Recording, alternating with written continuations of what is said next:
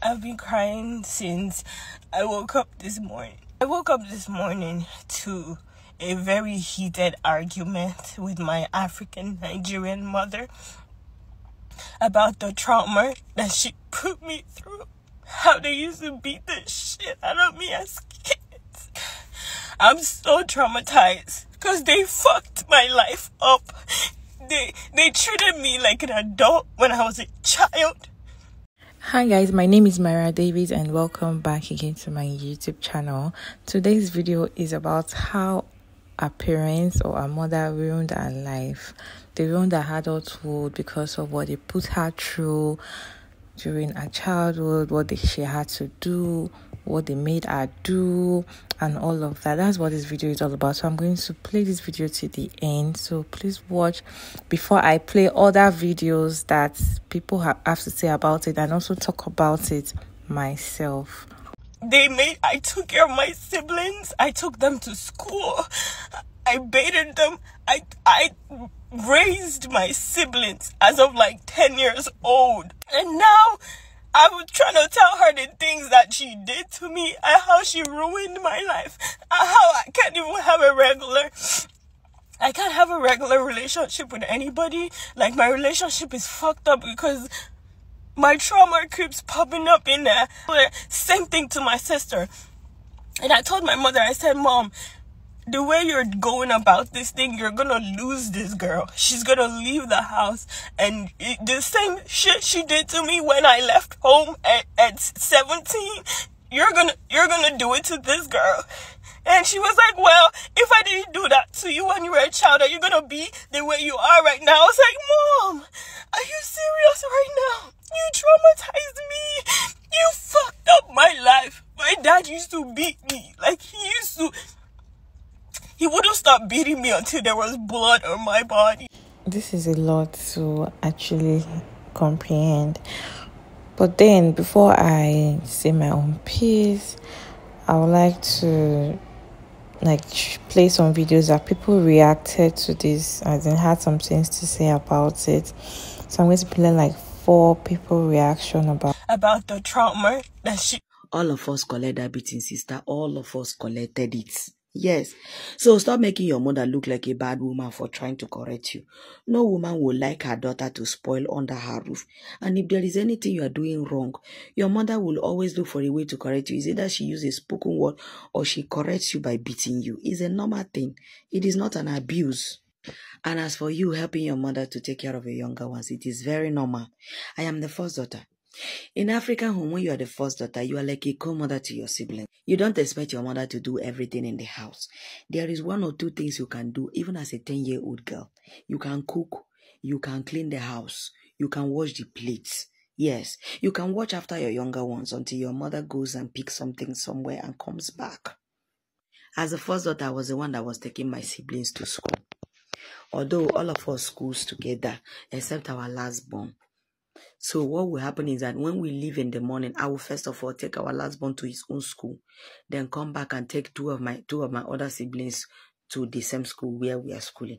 And I'll make sure they are well settled in class before I even go to my class. And when I'm coming back from school, I'll make sure that all of them are following me back from school. I'll also go and pick my younger ones. You cannot leave them. You understand? And when we are back from school, there is always food, but in case my mother couldn't prepare any food because she was rushing off to the hospital because she was a nurse, she can drop a note of what we are going to cook, and I will enter the kitchen and cook it. And guess what? Everybody in the house, including my father, will eat that food that I made. Even though I was still in primary school, secondary school, university. Now my mother is no more. My siblings look up to me. I'm not the next mother they have. I didn't look at it as a punishment. They are my siblings. I love them. When I do things for them, I do things for them as part of me. You understand? I never saw it as my mother was maltreating me, or she was abusing me, or she was laboring me. No, we are all family. And guess what? When she goes out, it does not mean I will carry all the family chores. Only me and do. No, I'm now in charge. I will now, distribute the work among my siblings. You do this one, you do this one. So that when my mom comes back, every place is clean. Everything is in order. The ones we couldn't do, then she now do those ones, you understand?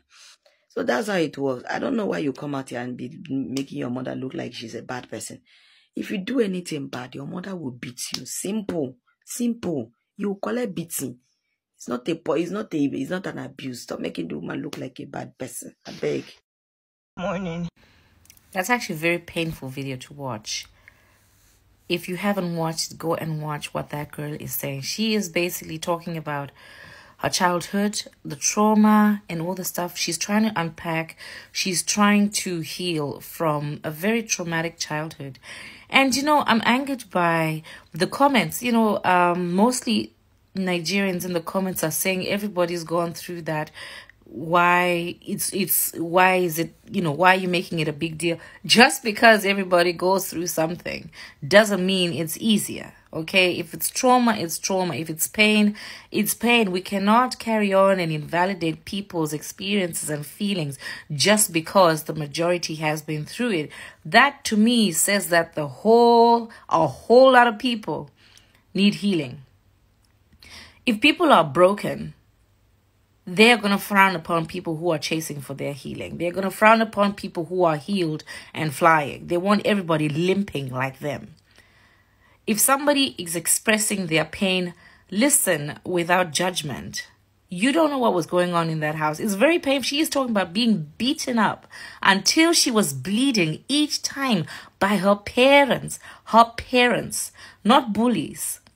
Not people out there molesting her own parents, the people who are supposed to be loving her and protecting her and teaching her how adults protect children are the same people who are not treating her well. Let us do better, especially Africans. These things that you call culture is nothing but toxic traits that you are passing on to your children. There's nothing about culture in that. That is not culture. Stop embracing all these toxic behaviors as culture. It's not.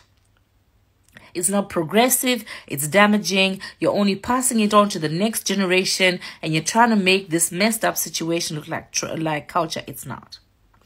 When we talk about African culture, there are some really positive things to it. This business of beating up children until they're bleeding, I'm sorry. I'm an African. I'm a very proud African, but I will never, ever embrace that and say, oh, it's part of my culture. Nonsense. Absolute nonsense. If you don't agree with this girl and you think that she's trying to get attention or whatever, you need to look at yourself, because you may have some situations that you need to address in your own life. If you do not feel pity and sympathize and want to support people who are going through stuff like this, this is wrong. It's 2023. We have to do better as Africans. We have to do better. Separate culture from being abusive. They're two separate things. It's not the same thing. Stop it. This one just said my mind, because if you're broken as a person, as a parent, the children you're going to raise, they're going to definitely be broken as well. And there's so many ways to, I don't know how to put it, but yes, as a young person or probably as a firstborn in the house, you're going to help your parents one way or the other, but don't take your children's childhood away from them. It's something they can't get back. It's something that if anything just happened wrong, or if anything wrong happens during their childhood, it's going to affect them when they grow up. Is how, oh my God, and the way people just feel like it's a normal thing. That's the normal way to raise children. I mean, that's not normal. If that's the way you guys think is normal, a lot of things need to be changed, man. I don't know, what do you guys think about this video? I still have other people's video too that I saw that actually made sense, which I'm going to put at the end of this video. And yeah, just stay back, relax, and watch other people's opinion about it, and let me know down in the comment section what you think about this particular issue. Do you think it's normal? Do you think she's just exaggerating, or do you think parenting style needs to change? African parenting style needs to change. We need to, just change so that, oh God, let me know that comment section. It just feels like firstborn kids are not living for themselves. They're living for their family. They're living for their siblings. You see a little child as a first child, so scared when he makes a mistake, because there's this thing that is in your family that, oh, your siblings are looking at you. If you make a mistake, da.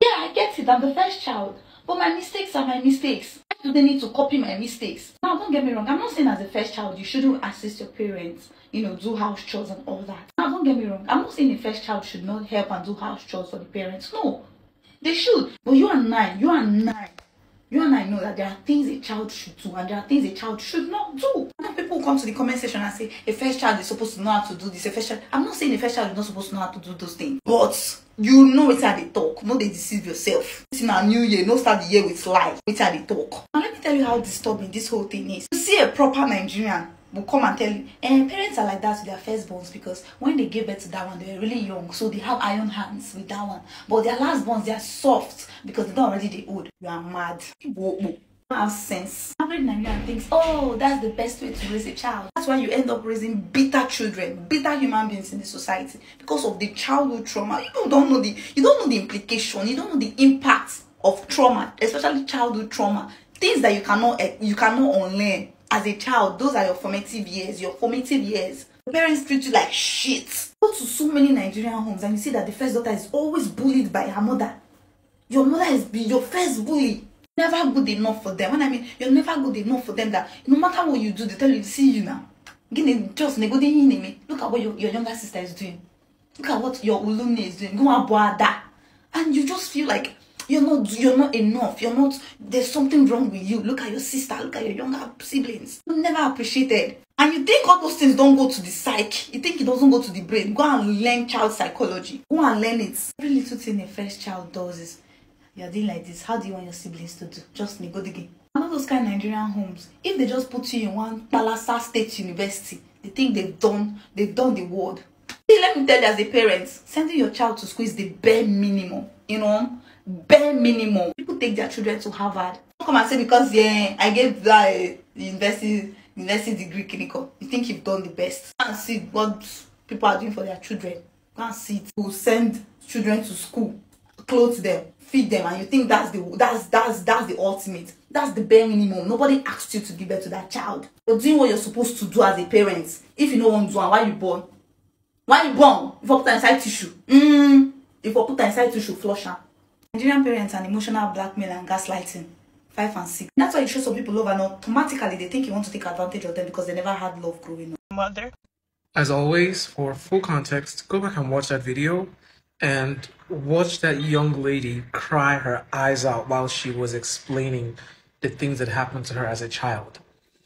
A few weeks ago, I came on this app and I talked about how most African parents have or had and still do traumatize and abuse their children. Most of you fought tooth and nail to protect the narrative that the way of most African parents, especially in Nigeria, raise their children is, healthy. It made us better. Well, go and listen to that video and watch that grown-ass young lady cry because her entire life was ruined as a result of how she was raised. The problem with most of you is that you have been so desensitized to the abuse that your brain no longer interprets it as abuse. That's why you come on this app and you are so quick to defend your parent. The thing with most of this abuse is that sometimes you're not even aware that you were abused until maybe when you go for therapy and then they begin to track down the factors that led to the way you're currently behaving. Some of you are unnecessarily violent people. You get triggered by the slightest thing. You are very impatient. Some of you don't even like children. You are very impatient with children and you wonder why. You don't realize that it's because when you were a kid, your parents were so impatient with you and placed such high expectations on you that you weren't even allowed to be a child. There is nothing you will tell me on this planet Earth that will convince me that the way African parents raise their children was good, or the way most African parents raise their children was healthy. Most of us learned to be insecure and to have low self-esteem from our parents. It was the things that they said to us that made us become so insecure and so ashamed of ourselves that right now in the African society, one thing you notice is that African people, we have too much shame. We have a lot of shame and we hide that shame under too much pride, which is also why most of us are not very affectionate towards other people.